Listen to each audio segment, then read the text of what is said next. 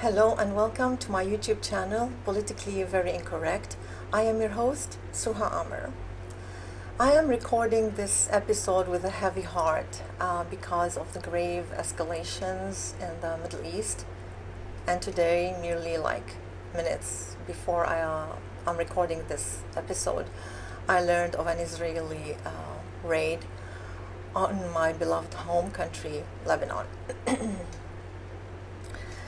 I want to reiterate that this is one of the most difficult moments anyone can go through with their career as a journalist, which is to try your best to maintain a semblance of calmness when your very core is feeling helpless, sad, and angry all at the same time. But I guess it is what it is, and I will try my best to relate my message today, of all days, so please bear with me. I want to emphasize, first and foremost, the fact that Israel and Iran are not enemies, but rather allies. I know it might come as a shock to many of you, but facts are facts. Iran's enemies are the Sunnis and vice versa. Hizbullah never and will never represent the majority of the Lebanese population because it is Iranian affiliated and does not have the Lebanese people's best interest as a priority. Iran, Hezbollah, and Syria-Assad are not the axis of resistance. They are the axis of evil alongside the Pariah State of Israel. No one and no other country in the Middle East is allowed to have either a powerful military or nukes except for Israel. Let these PowerPoints sink in. Now, the question that is on everyone's mind currently is whether a full-scale war between Israel and Iran Hezbollah is imminent. The answer is yes, but not for the reasons you would think of. There would be no wars between Iran and Israel unless one or more of the following thresholds are crossed. 1. Iran defies Israeli orders. 2. Israel has no more need for Iran's services, especially where Hezbollah's role in the Middle East is concerned. This role, as far as I know, has been discussed secretly for some time now and before October 7 events, with multiple key players, amongst them, of course, the United States of America. These changes that Iran Hezbollah continue to reject align with the Litani River borders of the United Nations Resolution number 1701 and the stalling Karish gas fields of Lebanon. I will be discussing these particular issues in details in an upcoming episode. 3. Israel strikes deal with the Sunni leaderships in the Gulf and other Arab countries, which we have seen most recently, especially with the UAE and the Saudi Arabia. Here is the significance of another step that's been taken a year or so back, and it is related to the visit that Reza Pahlavi, the son of the late Shah of Iran, made to Israel. Please keep that in mind. I will also go further into details in another episode. Now, I would like to ask my audience to keep these axioms in mind, as they will assist you to derive several mind-blowing narratives regarding the fast unfolding events in the Middle East. Now that we established these dogmas, let's delve into an extremely dangerous development that occurred on last Saturday, in Majdal Shams town of the occupied Golan Heights. To those who don't know, Majdal Shams is part of a large Druze community in the Syrian Golan Heights, which has been occupied and annexed by Israel since 1967. Some of the Druze inhabitants agreed to take a citizenship from Israel, but the majority of them did not. So they are still having their Syrian citizenship. It is reported that 12 or 14 kids and teenagers were killed in a football field by a rocket. Both Israel and Hizbullah, mind you, still to this day deny any involvement with the incident, which brings to mind similar behavior towards what happened with the Beirut port blast, where both Israel and Hezbollah denied their involvement as well. And also, I will be making a special episode on the Beirut blast, the Beirut port blast that happened 3 or 4 years now. So that will be with my priorities of new episodes, upcoming episodes. Going back to our subject at hand, what we know so far and according to Reuters is that Hezbollah said its fighters carried out 10 different attacks using rockets and explosive drones against Israeli military posts, the last of which targeted the army command of the Haramon Brigade in Golani with Katyusha rockets. In a separate statement, Hezbollah said it hit the same army post with a short-range Falak rocket. Falak rocket is Iranian-made rocket. Bear that in mind. That statement continued to say that the attacks were in response to Israeli airstrikes on villages in southern Lebanon. Al-Arabi TV, on the other hand, spoke to witnesses from the Majdal Shams area, who confirmed that the Majdal Shams massacre on Saturday was a result of an Israeli Iron Dome malfunction, and that this was not the first incident of the kind, but it is the first incident where fatalities have occurred.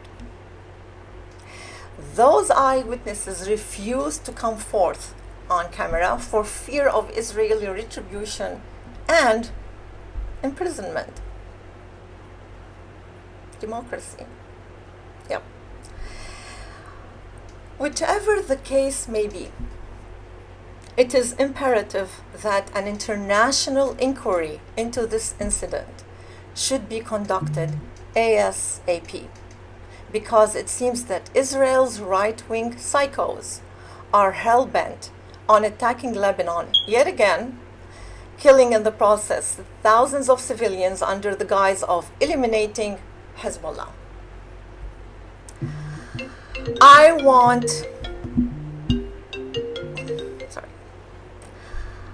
want to ask here, how many wars did Israel launch against Lebanon under pretenses, and Hezbollah is still miraculously stronger than before? How many times Israel invaded Lebanon and crippled the country's infrastructure time and time again? I'll tell you, many times. Many times that Lebanon has always been conceived as a fierce competitor to Israel and Syria in the region, both economically and touristically. Lebanon this summer, the summer of 2024, has thrived like no other country in the Middle East, despite its current financial crisis, whereas Israel's economy has hit the lowest levels since its formation in 1948. I want to ask a couple of questions here. If Israel is innocent of the blood of these Druze kids and teenagers, then allow an investigation. Logic, right? If Hezbollah is certain of its innocence from the Majdal Shams incident, make way for an investigation. Again, logical question. I wish I had known before will not help you this time, Mr. Hassan Nasrallah. It won't. Unfortunately, knowing how these two radical entities function, neither Hezbollah nor Israel will allow an investigation because both know they are guilty and both still didn't get to achieve their goals. And today's Israeli raid is a stark example of what I just said. Let's go back to the goals these two have in mind. Reshape the Litani River borders, which aligns with the United Nations Resolution 1701 and the stolen Karish gas fields of Lebanon.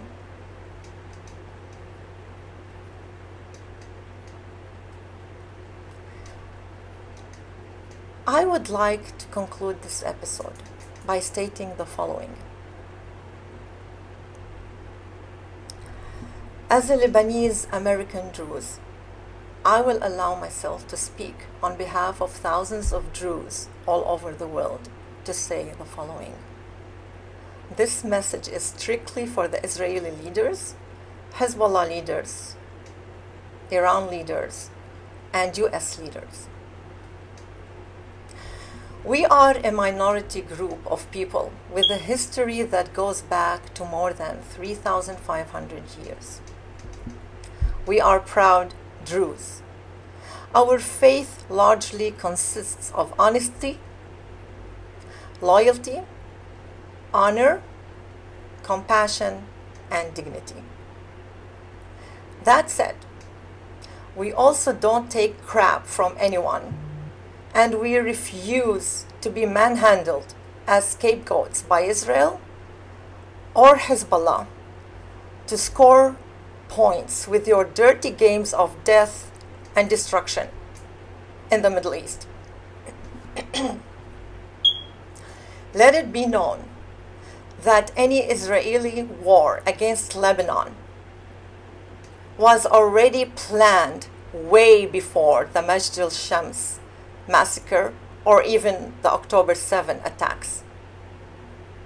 So don't you dare launch wars and kill innocent Lebanese civilians in our names.